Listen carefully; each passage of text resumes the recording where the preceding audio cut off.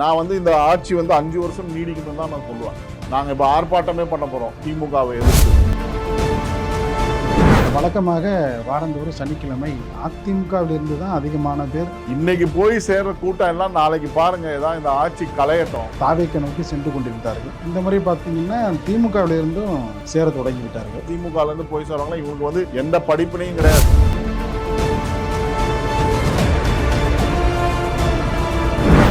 இவர்தான் அடுத்த எம்ஜிஆர் சொல்றாங்களே. அடுத்த எம்ஜிஆர் எப்படி சார் ஒத்துக்க முடியும்? அப்படி நினைச்சு எல்லாரும் நான் ஒத்துக்க மாட்டேன் சார். நாங்க வந்து எம்ஜிஆர் நான் வந்து சார் நீங்க ஒரு வகையில ஒத்துக்கல.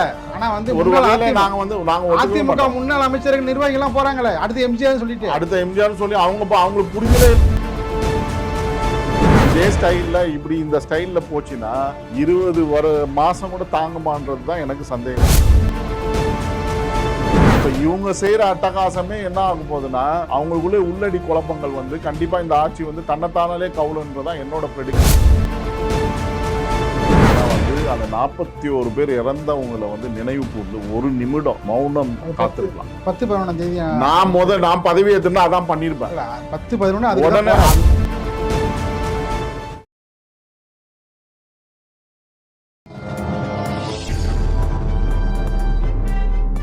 பத்திரிகை.com நேயர்களுக்கு இனிய வணக்கம்.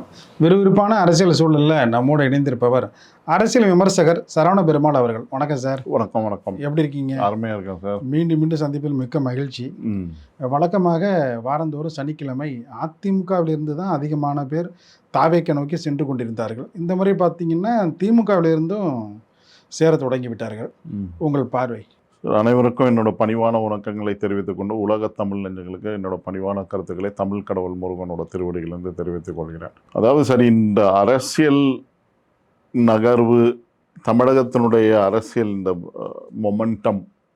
மூமெண்ட் வந்து பார்த்தீங்கன்னா பொதுவாகவே எல்லாருமே வந்து என்ன பண்ணுறாங்கன்னா இப்போ வந்து ஆளும் கட்சி தாவேகா அப்படின்ற ரீதியில் வந்து அவங்களோட இணையணும்னு சொல்லி முற்பட்டு போகிறாங்க. அதாவது என்னன்னா ஒரே அரசியல் புரிதலே இல்லாமல் அரசியல் ஆக்கப்படாத கூட்டம். இவங்கெல்லாம் அரசியல் ஆக்கப்படாத கூட்டம் தான் நான் சொல்லுவேன். நம்ம அப்படி சொல்ல வேணாம். இல்லை, அதுதான் உண்மை. அவங்களுக்கு அரசியல்லாம் என்னன்னு தெரியுமான்னு நான் கேள்வி கேட்டேன்னா அவங்களுக்கு இப்போ நான் என்ன சொல்கிறேன்னா, நிறைய பேர் சொல்கிறாங்க எம்ஜிஆரோட நான் இருந்தேன், பயணம் பண்ணியிருக்கேன் அப்படின்னு. ஜெயலலிதா அம்மையாரோட இருந்தோம். விருப்பப்பட்ட இடத்துக்கு போறாங்க.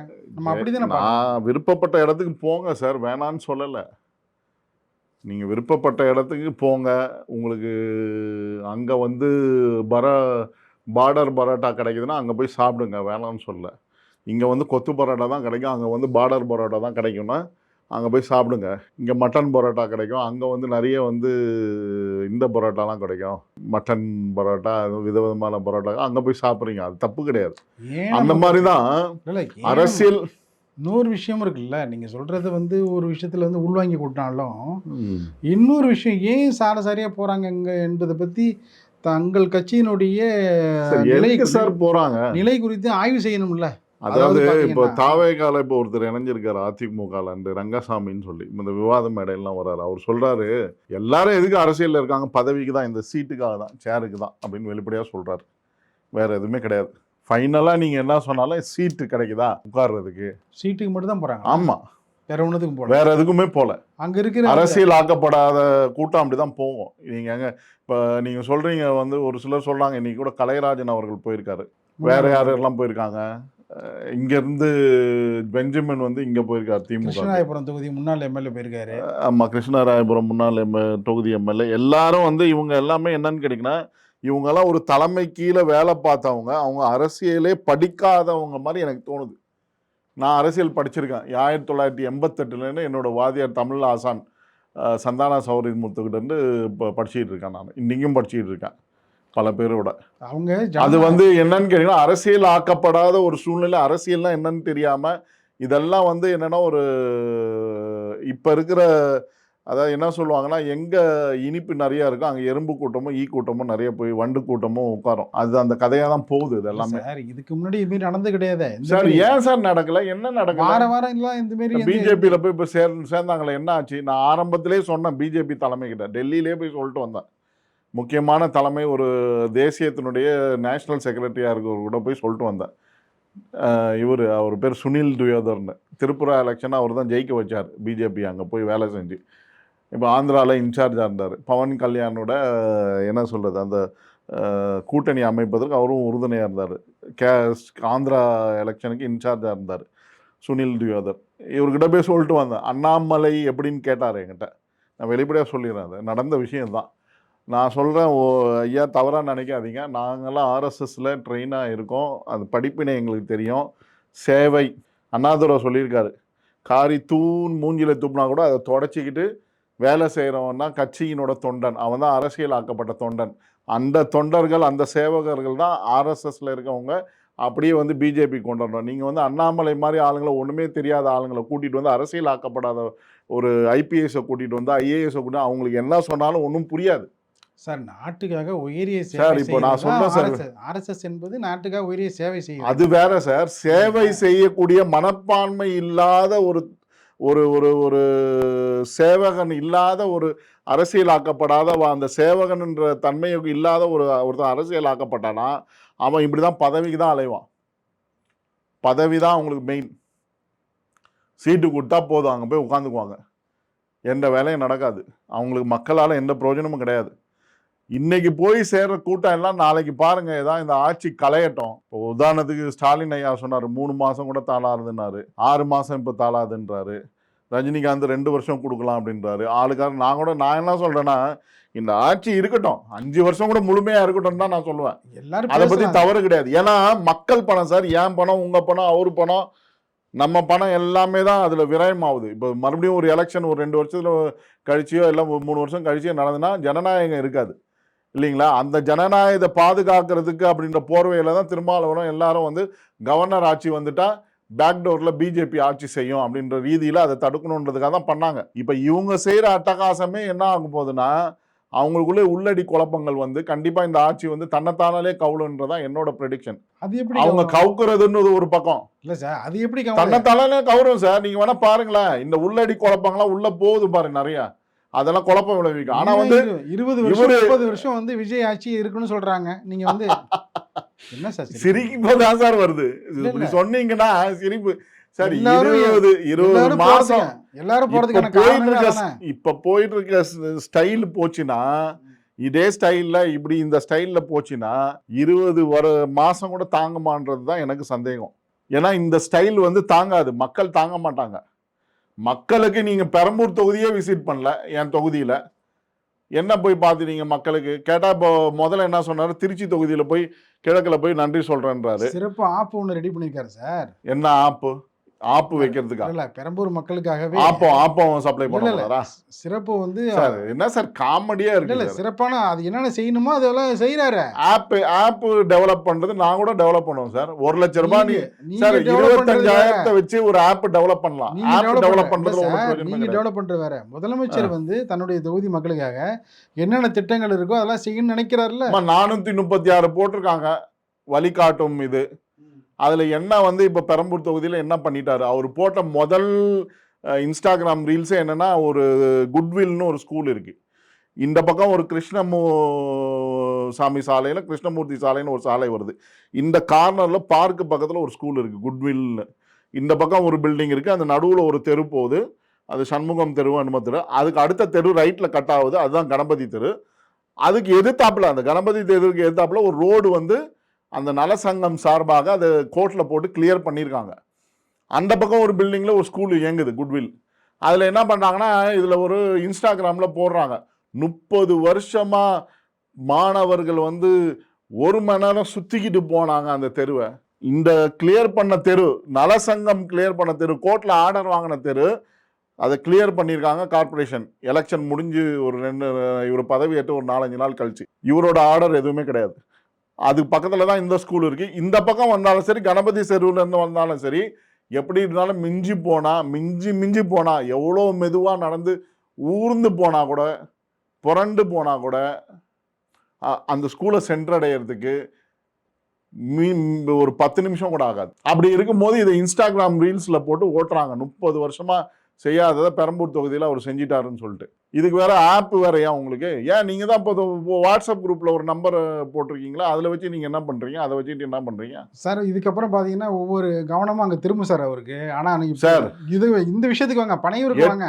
898 இப்போ இந்த திருவான்மையூர் ஜங்ஷனில் இருக்கிற 899 டாஸ்மாக் கடை, அந்த கடையினால எவ்வளோ டிராஃபிக் ஆகுது அங்கே தெரியுமா உங்களுக்கு? அந்த கடை பல கோடி ரூபாய் வருவாரை தருது. ஏற்கனவே 2 நாள் மூடினாங்களாம், அப்புறம் மூடினதை திருப்பி திறந்துட்டாங்க. இந்த விஷயத்தையே வந்து முதல்ல கவனத்துக்கு கொண்டு போகும். அதுதான் சார் 898 கடை நம்பர், நல்லா ஞாபகம் வச்சுக்கோங்க.